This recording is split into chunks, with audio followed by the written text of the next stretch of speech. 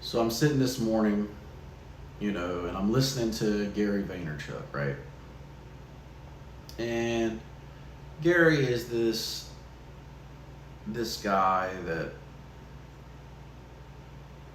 sometimes I think he sees things from a too macro perspective, right? He's almost too he's almost too high up there now to really be relatable. And the platforms, he built the platforms when platforms were a lot different, right? But he's always looking for what they call underpriced attention, right? Now, the problem with the underpriced attention, model is that it still has a price, right? Most people that are trying to make it in the free are trying to make it in the free marketplace, right? They don't have the capital to put behind, ads or special programs or 25-man team to repurpose content, right? Most of us, most of the small business owners, such as myself, we really only have, right now I'm spending 2 hours a day on social media posts. And if you do take, if you 2 hours a day is definitely taken away from the time I can spend on other things in my business. But it's the, trying to take advantage of that free 99. And if I really did what Gary was saying, where you post 25 pieces of content on every platform,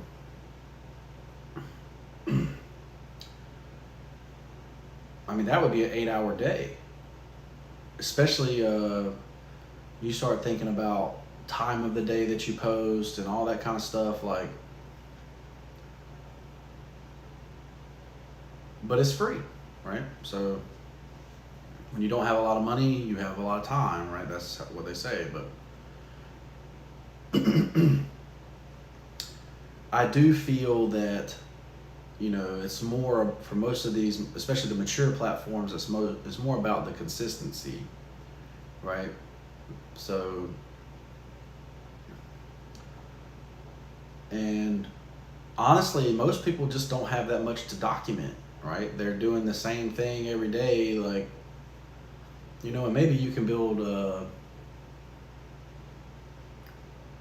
little following with that, right? But you also have to realize the people that are interested in what you might be doing may not even be your customer, right? Like, so if you're seeing me make a t-shirt, like, my customer may not even be interested in how I make a t-shirt, but my competitor might be interested in how I make the t-shirt, right? So just keep that in mind. Like, that's why most of my content is fitness content. That's really like, I spend probably an hour or 2 hours, at least an hour to 2 hours a day, working out, right? And, so that's why most of my content is workout content, because that's just what I'm into, right? And if you do the document approach, well, that's really what you document. It's not like back in the day where you just posted a straight, 10-second to 30-second video just straight through you doing a set, right? Like, people are, everything that's doing well are professional edits of you working out, right? So I might go do an arm day, film for 30 minutes, do an arm day, and then that end up just being one post, right? And without a 25-man team, like, there's no way that you can make that happen with 25 pieces of content, right? So that's why I started streaming live, right? Because it was taking 3 hours to edit a video, when I could just stream it live and talk and learn how to speak, in a fun way or whatever, just be interactive. So I started recording everything live, right? There are no edits, there are no cuts. Like if I cough, I cough. If I, whatever. If I look dumb, I look dumb. So, but this is just me, and these are my thoughts. Like, so I'm listening to Gary, and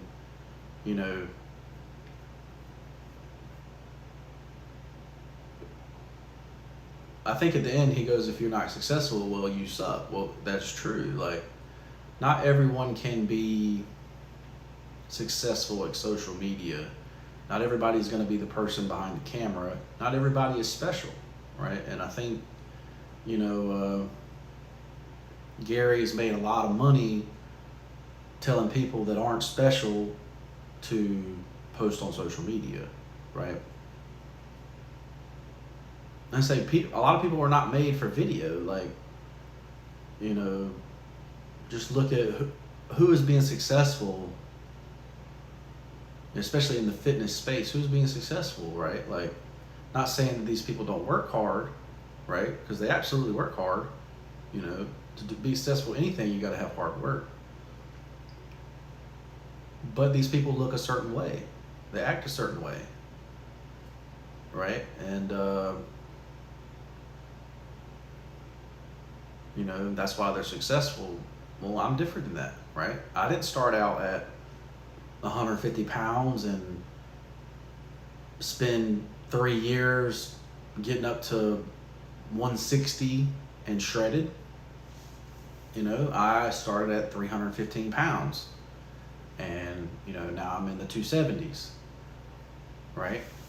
And the goal is to ultimately get into the 240s to 250s and be healthy, be able to run a mile, be able to do pull-ups, be able to do push-ups, be able to do sit-ups,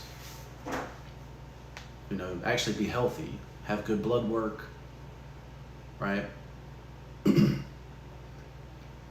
But at the end of the day, most people don't want to be counting macros the rest of their life, right? And I think that's why the intermittent fasting craze went so crazy, or keto goes so crazy, because they can just make a change and say, oh, I'm not going to eat bread, or oh, I'm going to only eat, from 4 to 7 every day. And, whatever it turns out to be is what it turns out to be, right? It's a simple change for a better life, right? Because they say in America, calories are so easy to get. Like, so a bag of M&Ms is 1,000 calories, right? And it's very easy to eat a whole bag of M&Ms, like the big bag,